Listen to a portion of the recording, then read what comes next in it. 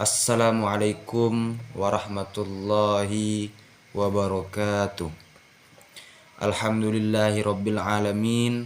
Wassalatu wassalamu ala asrafil anbiya'i wal mursalin wa ala alihi wa ashabihi ajmain. Amma ba'du. Sebelumnya perkenalkan, nama saya Yoga Putra, NIM 22150053.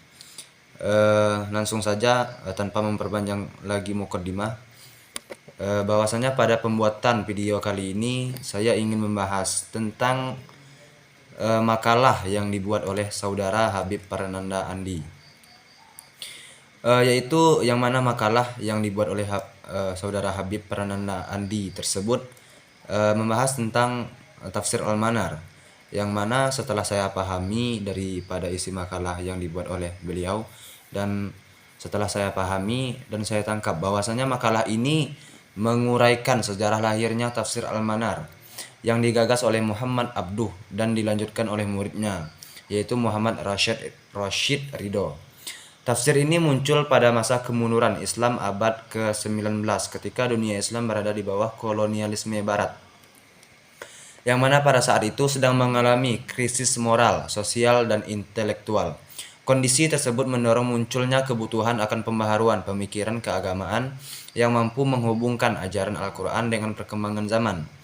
Muhammad Abduh itu seorang ulama reformis asal Mesir, dikenal dengan gagasannya yang menekankan pentingnya rasionalitas, ijtihad, serta penafsiran kontekstual.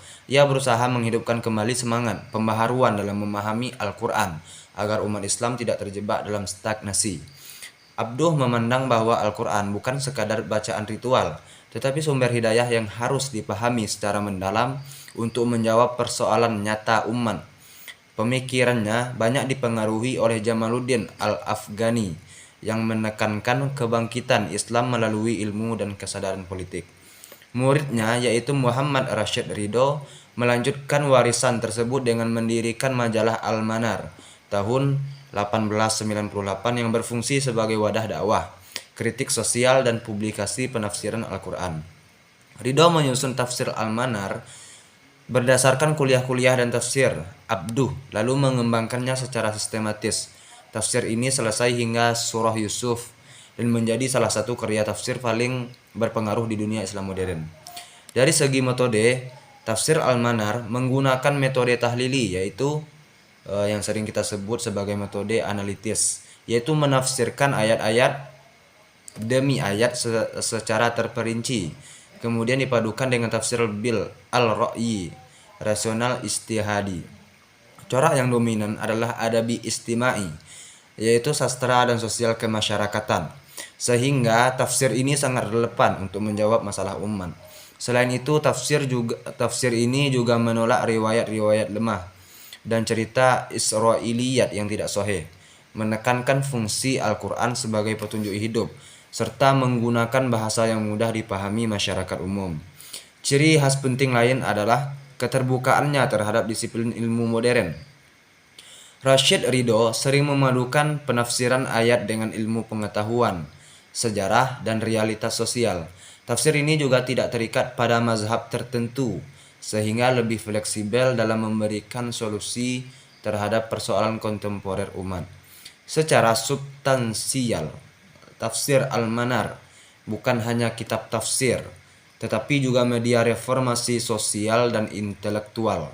Ia menjadi sarana untuk menghidupkan kembali semangat ijtihad, memberantas praktik bid'ah dan tahayul, serta mendorong umat Islam untuk bangkit menghadapi modernitas dengan tetap berpijak pada ajaran Islam. Oleh sebab itu, tafsir ini dipandang sebagai karya monumental yang menjembatani antara tradisi klasik dan kebutuhan modern, dan menjadikan Al-Quran sebagai sumber hidayah yang dinamis, progresif, dan solutif sepanjang zaman. Mungkin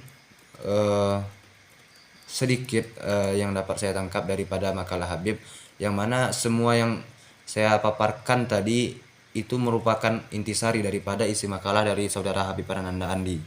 Mungkin ada salah kata ataupun salah menyampaikan tentang ilmu yang baru saya tangkap ini, yang mana ilmu ini baru saya pelajari dan saya pahami. Mungkin bisa dikoreksi kembali oleh Pak dosen ataupun Ibu dosen. Sekian dari saya, wabillahi taufiq wal hidayah. Wassalamualaikum warahmatullahi wabarakatuh.